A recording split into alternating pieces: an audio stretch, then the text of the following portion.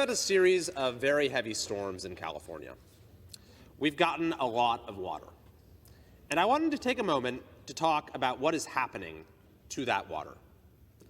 This is a photo I took a few days ago at the Folsom Dam. 20,000 cubic feet is being released per second, where it is sent on its way to the Pacific Ocean. That staggering amount of water is not available to California farmers, businesses, or residents. Meanwhile, state-sponsored billboards tell people to put a bucket of water in their shower so they can put a bucket in their shower so they can save that water for gardening. Restaurants are prohibited from serving their customers drinking water unless the customers specifically ask for it. Here are some of the other emergency drought restrictions that have been in effect. Turn off decorative water fountains. Use an automatic shutoff nozzle on your water hose. Use a broom, not water, to clean sidewalks and driveways. Commercial, industrial, and institutional decorative grass should not be watered. Same for the common areas in homeowner associations. Down here you can see all the enforcement, all the penalties that if you don't follow this. It says here for local jurisdictions, for urban water suppliers, if needed, exercise authority to adopt more stringent local conservation measures. Some local authorities have done just that.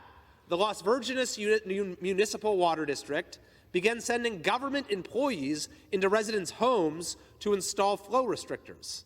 Once installed, you're also barred from watering anything outside, and you're not able to use two appliances needing water at once.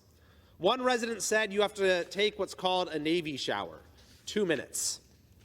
In Los Angeles, they have the water police, where municipalities pay individuals to drive around and check for leaky swimming pools, green lawns, or other signs of water use. This is just the beginning. In 2018, the California legislature adopted a statewide limit of 55 gallons of indoor water use per person per day. So a single person living alone can't take a shower and do a load of laundry in the same day.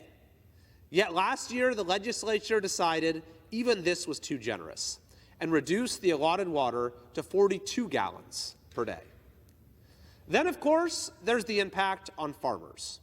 For both 2021 and 2022, surface water deliveries dropped by 43%.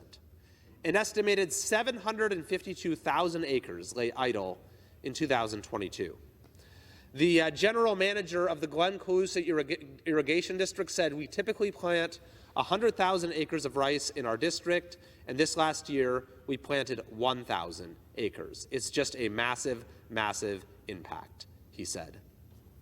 As a result, $1.7 billion in crop revenues were lost in 2022 and an estimated 19,400 jobs. These drastic sacrifices have been required of Californians because of a supposed lack of water. We prayed for rain, and then the rain comes, and this happens.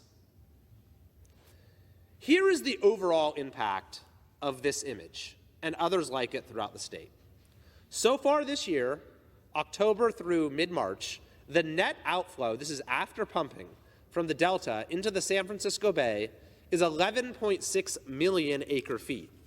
Meanwhile, the state has only pumped 1.0 million acre-feet into the California Aqueduct, and the Federal Bureau of Reclamation has only pumped 826,000 acre-feet into the Delta Mondada Canal.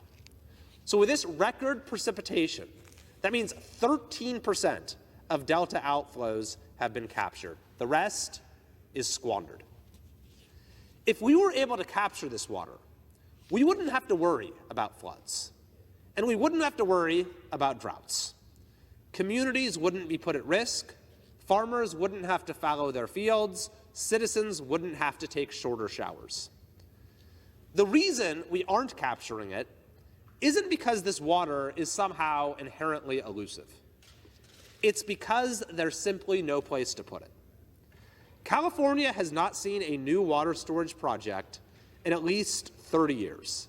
despite many promising potential projects that have been in the planning stages since the 1950s.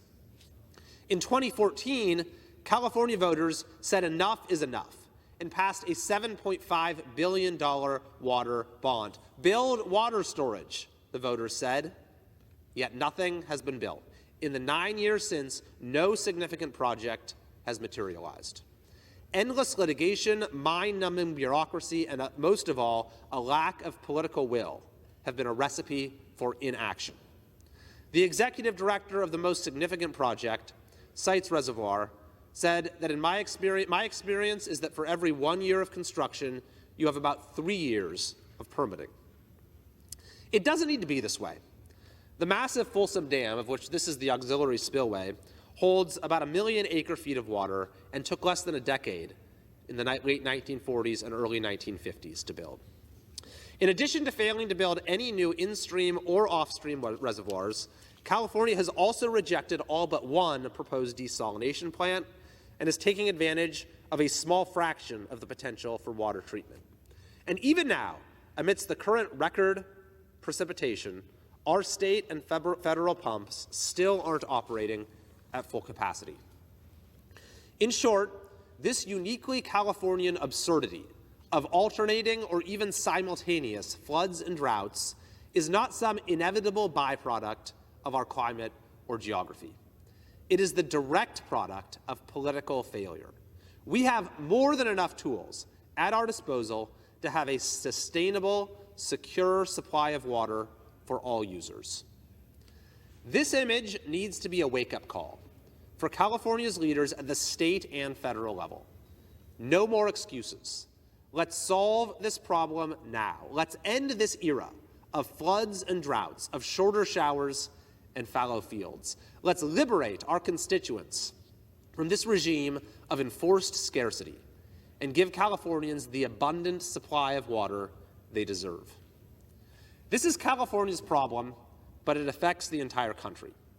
California agriculture feeds the nation and the world, and we could never have become the state that we are, or at least once were, a state that used to lead the country in so many good ways, without the dams, aqueducts, pipes, tunnels, canals, plants, pumping stations built by previous generations. We need to summon the can-do spirit of our forebears. And we don't even need their ingenuity. We just need basic competence. Effective water management was indispensable to California's 20th century rise and is just as indispensable to reversing its 21st century decline.